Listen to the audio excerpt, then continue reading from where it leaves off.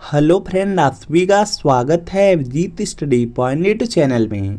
आज की इस वीडियो में बिहार स्टेट एग्जाम 2026 के लिए प्रीवियस ईयर क्वेश्चन पेपर की क्लास करने वाले हैं। यह क्लास आपकी एग्जाम ओरिएंटेड क्लास रहने वाली है। बिहार स्टेट एग्जाम में आप लोग देखेंगे 150 प्रश्न पूछा जाता है। 150 प्रश्नों में आप लोग देखेंगे 50 प्रश्न शिक्षण कला और अन्य दक्षता से रहते हैं, 100 प्रश्न आपकी सब्जेक्ट से रहते हैं। और ये जो 50 प्रश्न रहते हैं इसमें देखेंगे 30 आपका शिक्षण कला से रहता है, 20 प्रश्न आपका अन्य दक्षता से होता है। जो आपका शिक्षण कला है इसको आर्ट ऑफ टीचिंग बोलते हैं, जो आपका अन्य दक्षता है इसको अदर स्किल बोलते हैं। तो आज की क्लास बहुत ज़्यादा इंपॉर्टेंट होने वाली है और सभी सब्जेक्ट के छात्रों के लिए इंपॉर्टेंट है, तो शुरू से लेकर अंत तक आपको जरूर देखना है। बहुत सारे प्रश्न आपको डायरेक्ट एग्जाम में देखने को मिलने वाले हैं। तो आज की क्लास का आपका सबसे पहला प्रश्न है, स्मृति स्तर पर शिक्षण की विधि है। तो इसका देखिए आपको सही जवाब बताना है। 4 ऑप्शन है, विषय केंद्रित, शिक्षक केंद्रित, शिक्षार्थी केंद्रित, समस्या समाधान केंद्रित। तो यहाँ पे इसका राइट आंसर हो जाएगा विषय केंद्रित होती है। स्मृति स्तर पर जो शिक्षण होता है वह मुख्यतः विषय केंद्रित होता है। तो यहाँ पर क्या होगा, आपका ऑप्शन नंबर जो ए वाला दिया गया है यह बिल्कुल यहाँ पे राइट आंसर हो जाएगा। अगला देखेंगे, यहाँ पे प्रश्न दिया गया है, बच्चों को विशेष तथ्य एवं उदाहरण देने से पहले उन्हें प्रस्तुत किया जाना चाहिए। तो इसका देखिए आपको सही जवाब बताना है। तो यहाँ पे इसका राइट आंसर हो जाएगा, बच्चों को विशेष तथ्य या उदाहरण देने से पहले उन्हें सामान्य नियम और जो सिद्धांत होते हैं उनको बताना चाहिए। तो यहाँ पे क्या होगा, आपका ऑप्शन नंबर जो बी वाला दिया गया है, बी वाला बिल्कुल राइट आंसर है। जो भी छात्र बी को चूज किए हैं वह बिल्कुल राइट हैं। अगला प्रश्न आपके सामने स्क्रीन पर है, अनुभवजन्य ज्ञान वह है जिसे विद्यार्थी प्राप्त करता है। पढ़ना या कल्पना या शिक्षक का व्याख्यान या उसका अपना अवलोकन होता है। तो इसका देखिए आपको सही जवाब बताना है। अनुभवजन्य ज्ञान वह होता है जो प्राप्त करता है उसका अपना अवलोकन, अपना अवलोकन। और यह जो ज्ञान होता है अस्थायी और प्रभावशाली होता है और इसमें विद्यार्थी भी सक्रिय होते हैं। तो यहाँ पे क्या होगा, उसका अपना अवलोकन हो जाएगा। अनुभवजन्य ज्ञान क्या होता है कि उसका अपना खुद का अवलोकन। डी वाला आपका बिल्कुल राइट आंसर है। अगला प्रश्न आपके सामने स्क्रीन पर है, सभी को प्रयास करना है इसका राइट आंसर करने का। भावात्मक क्षेत्र के उप समूहों का सही क्रम है। तो इसका देखिए आपको सही जवाब करना है और यहाँ पे इसका राइट आंसर हो जाएगा, इसमें देखेंगे सबसे पहले होता है भाग लेना, उसके बाद प्रतिक्रिया देना, उसके बाद मूल्य निर्धारण करना, उसके बाद संगठित करना और लास्ट में होता है चरित्र चित्रण करना। तो यहाँ पर अगर आप लोग ध्यान देंगे तो देखेंगे यहाँ पे डी वाले में दिया है, डी वाले में दिया गया है और यही क्रम रहता है, भाग लेना, प्रतिक्रिया देना, मूल्य निर्धारण करना, संगठित करना और चरित्र चित्रण करना। तो यहाँ पे क्या होगा, डी वाला राइट आंसर होगा। और यह क्या है, यह भावात्मक क्षेत्र का उपसमूह है, यह आपको याद रखना है। अगला प्रश्न आपके सामने स्क्रीन पर है, सभी को प्रयास करना है राइट आंसर करने का, कि मनो शरीर क्रियात्मक क्षेत्र, इसको सिम्पसन द्वारा वर्गीकृत किया गया था। तो इसका देखिए आपको सही जवाब बताना है। तो यहाँ पे इसका राइट आंसर हो जाएगा, देखिए रिचर्ड सिम्पसन थे, उन्होंने 1972 में मनो शरीर क्रियात्मक क्षेत्र को वर्गीकृत किया था। तो यहाँ पर क्या होगा, आपका ऑप्शन नंबर जो बी वाला है, बी वाला राइट आंसर होगा। अगला प्रश्न की समस्या समाधान विधि है। तो इसका देखिए आपको सही जवाब बताना है। समस्या समाधान विधि क्या है, 4 ऑप्शन है, चारों पढ़िए उसके बाद आंसर करना है। तो यहाँ पे इसका राइट आंसर हो जाएगा, विद्यार्थियों को वास्तविक समस्याओं से रूबरू कराकर और उन्हें हल करने का अवसर और स्वतंत्रता देकर के उनका जो दिमाग है उसको प्रशिक्षित करना समस्या समाधान विधि होता है। तो यहाँ पे क्या होगा, सी वाला आपका बिल्कुल राइट आंसर है। समस्या समाधान विधि में क्या होता है कि विद्यार्थी को वास्तविक जो समस्याएं होती हैं उससे रूबरू कराया जाता है और उन्हें हल करने का अवसर दिया जाता है और बिल्कुल स्वतंत्रता दे करके उनका जो दिमाग है उसको प्रशिक्षित किया जाता है। तो यहाँ पे क्या होगा, सी वाला आपका बिल्कुल राइट आंसर हो जाएगा। इससे क्या होता है कि जो छात्र रहते हैं उनके जो सोचने और जो समस्या को सुलझाने की क्षमता होती है उसका भी विकास होता है। तो सी वाला आपका राइट आंसर है। अगला प्रश्न आपके सामने स्क्रीन पर है कि पर्यावरण शिक्षा से समस्या समाधान विधि के गुण हैं। तो इसका देखिए आपको सही जवाब बताना है और यहाँ पे इसका राइट आंसर हो जाएगा, रिहर्सल अवश्य करना। पर्यावरण शिक्षा से समस्या समाधान जो विधि के गुण हैं वह है रिहर्सल अवश्य करना, डी वाला राइट आंसर है। इसके बाद देखेंगे नेक्स्ट प्रश्न आपका आ जाता है, यहाँ पे नेक्स्ट प्रश्न दिया गया है, नाटक या रोल प्ले का उद्देश्य कौन सा नहीं है? तो इसका देखिए आपको सही जवाब करना है। देखिए नाटक या रोल प्ले किस लिए होता है? इसका उद्देश्य होता है कि मनोरंजन हो गया और आनंद के लिए ही नाटक होता है। यह तो आपको पता है, तो यह आपका सही होगा। इससे सामाजिक कौशल का विकास होता है, यह भी बात सही है, यह भी सही हो जाएगा। बातचीत का जो कौशल होता है उसका विकास होता है नाटक या रोल प्ले करने से, तो यहाँ पे क्या होगा? यह भी आपका सही है। तो आपसे पूछा गया कौन सा सही नहीं है, मतलब कौन सा उद्देश्य नहीं है, तो यहाँ पे डी वाला उद्देश्य नहीं है। डी वाला क्या होगा? यह आपका उद्देश्य नहीं है। रिहर्सल क्या होता है? रिहर्सल आपका तैयारी का हिस्सा होता है। यह आपका यहाँ पे क्या होता है? तैयारी का हिस्सा होता है, आपका नाटक का नहीं होता। तो यहाँ पे क्या होगा? डी वाला राइट आंसर है। यह आपका यहाँ से डी राइट आंसर है। अगला देखते हैं प्रश्न की समय सीमा के आधार पर पाठ्य योजना कितने प्रकार की होती है? तो इसका देखिए आपको सही जवाब बताना है। और यहाँ पे इसका राइट आंसर हो जाएगा 3 प्रकार की बनती है पाठ्य योजना। पाठ्य योजना का मतलब होता है लेसन प्लान, और समय सीमा की बात कर दिया गया तो 3 प्रकार। ऑप्शन नंबर बी वाला राइट आंसर है। इसमें कौन कौन से आते हैं? पहला होता है दैनिक पाठ्य योजना। दैनिक पाठ्य योजना 1 दिन के लिए होती है। और इसके बाद दूसरा होता है साप्ताहिक पाठ्य योजना होता है। जो साप्ताहिक पाठ्य योजना है वह 1 सप्ताह के लिए, मतलब 7 दिन के लिए होती है। 7 दिन के लिए उसमें योजना बनाई जाती है। इसके बाद देखेंगे तीसरा होता है मासिक पाठ्य योजना। जो मासिक पाठ्य योजना होता है वह आपका यहाँ पे 1 महीने के लिए होता है। 1 महीने का मतलब होता है 30 या 31 दिन के लिए होता है, तो उसको बनाया जाता है। तो टोटल आपकी 3 प्रकार की यहाँ पे पाठ्य योजना है समय सीमा के आधार पे। तो यहाँ पे क्या है? बी वाला आपका राइट आंसर है। अगला प्रश्न आपके सामने है कि किस प्रकार की पाठ्य योजना सरल और सटीक है? तो इसका देखिए आपको सही जवाब बताना है। तो यहाँ पे इसका राइट आंसर हो जाएगा जो आपकी दैनिक पाठ्य योजना होती है, मतलब कि आपका 1 दिन की जो पाठ्य योजना होती है उसमें 1 दिन में जो भी पढ़ाना रहता है, जो भी पाठ का विस्तार रहता है, उसी को योजनाबद्ध कर दिया जाता है। तो यहाँ पे क्या होगा? आपका ऑप्शन नंबर ए वाला राइट आंसर है। सबसे सरल और सटीक क्या है? दैनिक पाठ्य योजना।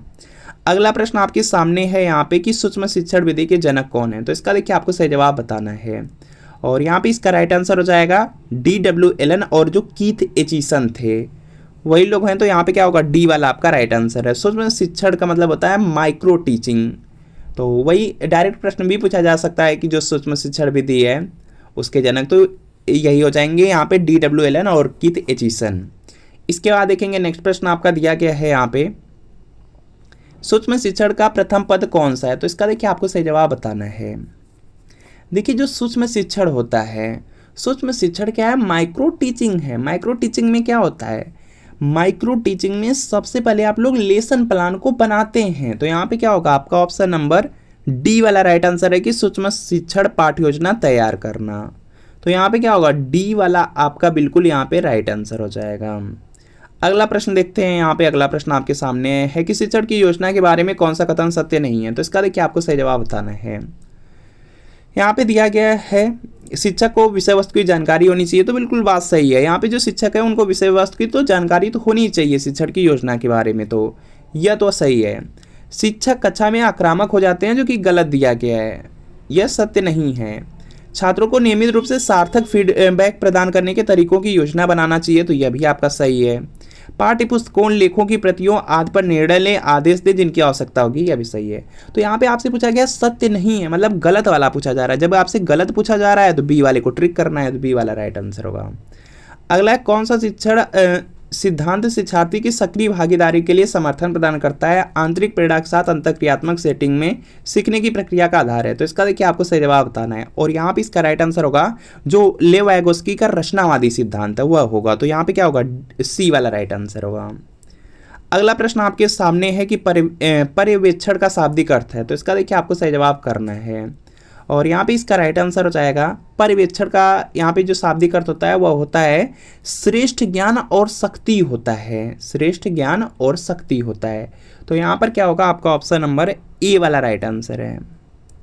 ए वाला आपका यहाँ पे क्या होगा? बिल्कुल राइट आंसर हो जाएगा। अगला देखते हैं प्रश्न यहाँ पे आपका अगला है कि निम्नलिखित में से कौन उपयोगकर्ता अध्ययन की एक अप्रत्यक्ष विधि है? तो इसका देखिए आपको सही जवाब बताना है। तो इसमें पुस्तकालय और अभिलेखों का विश्लेषण आ जाएगा, जो कि यहाँ पे बी में दिया गया, बी वाला आपका राइट आंसर है। अगला है पुरुष और महिला की भूमिकाओं का निर्धारण समाज करता है या कथन बताता है कि? तो इसका देखिए आपको सही जवाब बताना है।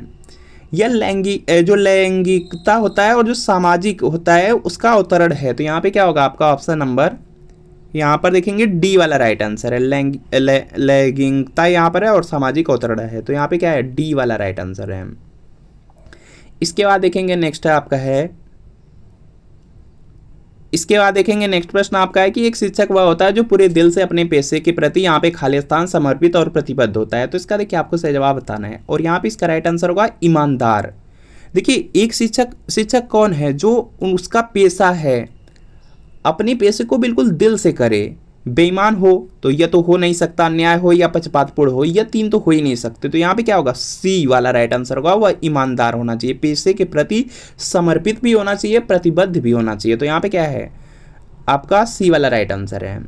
अगला प्रश्न आपके सामने है कि एक शिक्षक ही समाज को प्रगति के पथ पर ले जा सकता है क्योंकि वह, तो इसका देखिए आपको सही जवाब बताना है और यहाँ पे इसका राइट आंसर हो जाएगा, देखिए यहाँ पे लिखा क्या है, एक जो शिक्षक होता है वह समाज को प्रगति के पथ पर ले जा सकता है क्योंकि वह देश के जो भावी नागरिक होते हैं उनको सही राह दिखा सकता है। टीचर ही तो यहाँ पे बच्चों को सही राह दिखाते हैं, सही गलत क्या है उसका फर्क बताते हैं। तो यहाँ पे क्या होगा, सी वाला आपका राइट आंसर है।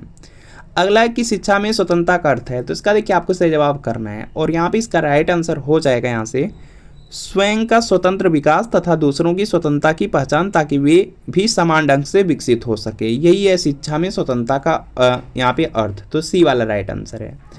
अगला प्रश्न आपके सामने है कि मूल्यांकन जो सीखने की प्रगति का अनुश्रवण करता है, तो इसका देखिए आपको सही जवाब बताना है। तो यह होता है नैदानिक मूल्यांकन होता है, जो कि सी में दिया गया, सी वाला बिल्कुल राइट आंसर है। वह मूल्यांकन जो सीखने की जो प्रगति होती है उसका अनुसरण करता है, यहाँ पे अनुसरण होना चाहिए, अनुसरण करता है, तो उसको बोला जाता है नैदानिक मूल्यांकन। तो इसको याद रखेंगे आप लोग। अगला प्रश्न आपके सामने है कि संख्यात्मक मानों की व्याख्या को कहा जाता है, तो इसका देखिए आपको सही जवाब बताना है। इसको बोला जाता है मापन। जो संख्यात्मक मान होते हैं उसकी जो व्याख्या होती है उसको मापन कहा जाता है और मापन देखेंगे दिया क्या है आपके ऑप्शन नंबर बी में, तो बी वाला बिल्कुल राइट आंसर है। मापन में क्या होता है कि जो आंकड़े होते हैं उसका विश्लेषण होता है, व्याख्या होता है, ये सब होता है। तो यहाँ पे क्या होगा, बी वाला बिल्कुल राइट आंसर हो जाएगा। अगला प्रश्न आपके सामने है कि कौन सा आकलन तकनीक छात्रों की उपलब्धि को उनकी अपनी प्रगति और विकास के सापेक्ष मापने पर केंद्रित है। तो इसका देखिए आपको सही जवाब करना है। तो इसमें आपका हो जाएगा मानदंड संदर्भित आकलन, डी वाला आपका राइट आंसर है। अगला प्रश्न है कि एक शिक्षार्थी का विकास किससे जुड़ा हुआ है, तो इसका देखिए आपको सही जवाब बताना है और यहाँ पे इसका राइट आंसर होगा संज्ञानात्मक विकास से जुड़ा हुआ है। एक जो शिक्षार्थी होता है उसका जो विकास होता है वह जो संज्ञानात्मक विकास होता है उससे जुड़ा रहता है। संज्ञानात्मक विकास में जैसे मानसिक प्रक्रिया आ जाती है, जैसे सोचना, समझना, सीखना, समस्याओं को सुलझाने की जो क्षमता होती है उसका विकास होता है, तो ये सब आते हैं। तो यहाँ पे क्या होगा, बी वाला राइट आंसर होगा।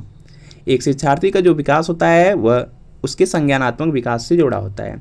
अगला प्रश्न आपके सामने है कि कक्षा में बच्चा क्या पढ़ता है, इसका निर्णय किसके द्वारा किया जाता है, तो इसका देखिए आपको सही जवाब करना है और यहाँ पे इसका राइट आंसर होगा, देखिए प्रधानाचार्य करेंगे, माता पिता करेंगे, शिक्षक करेंगे, बच्चा स्वयं करेगा। तो यहाँ पे देखेंगे आप भी कक्षा में पढ़ते होंगे या किसी भी बच्चे को पढ़ाते होंगे, तो इसमें क्या होता है कि कक्षा में बच्चा क्या पढ़ता है इसका जो निर्णय होता है, इसका जो डिसीजन होता है वह शिक्षक द्वारा लिया जाता है, शिक्षक द्वारा किया जाता है। शिक्षक क्या करता है, जो भी पाठ्यक्रम रहता है उसके अनुसार वह यह डिसाइड करता है कि आज बच्चे को क्या सीखना है, क्या पाठ्यचर्या रहेगी और बच्चे की क्या ज़रूरत है, उस हिसाब से क्या करता है वह पाठ्यक्रम बताता है कि आज ये पढ़ाना है या पाठ्यचर्या बताता है और वह अपने अकॉर्डिंग जो शिक्षण विधि रहती है उसका चयन करके पढ़ाता है। तो यहाँ पे क्या होगा, सी वाला आपका राइट आंसर है।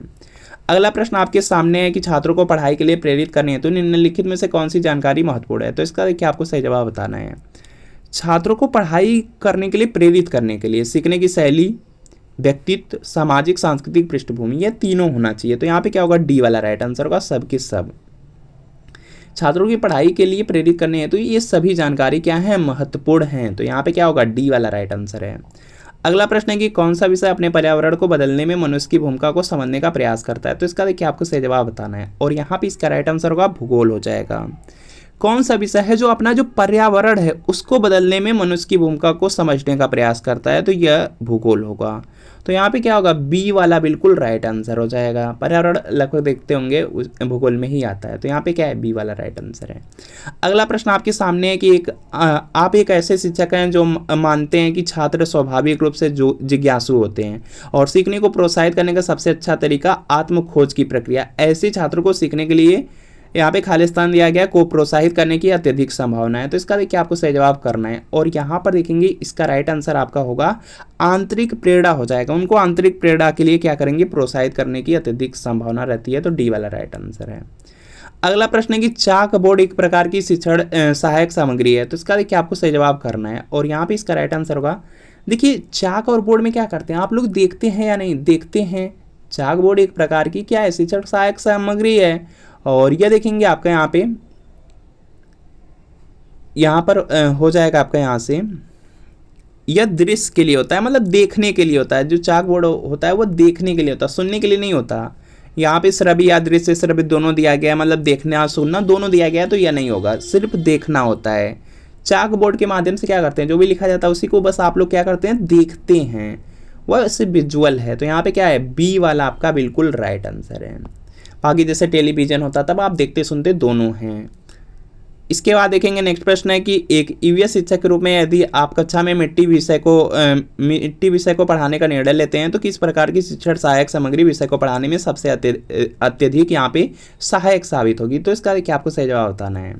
तो इसके लिए हम क्या करेंगे, जो मिट्टी होती है मिट्टी के विभिन्न नमूने लेकर आएंगे। तो यहाँ पे क्या होगा, ए वाला आपका राइट आंसर है, ए वाला आपका राइट आंसर है। तो फ्रेंड आपको बताना है कि आज की क्लास में जो आपको शिक्षण कला या आर्ट ऑफ टीचिंग के जो 30 प्रश्न कराए गए, इनमें से कितने प्रश्न के आंसर बिल्कुल सही हुए हैं या कमेंट कर दीजिएगा। बाकी इस चैनल को सब्सक्राइब कर लीजिएगा, इस चैनल से बिहार स्टेट एग्जाम की डेली क्लास आपकी चलेगी, तो चैनल को सब्सक्राइब आपको जरूर कर लेना है। तो मिलते हैं फ्रेंड आपसे नेक्स्ट वीडियो में। क्लास कैसी लगी कमेंट जरूर करिए।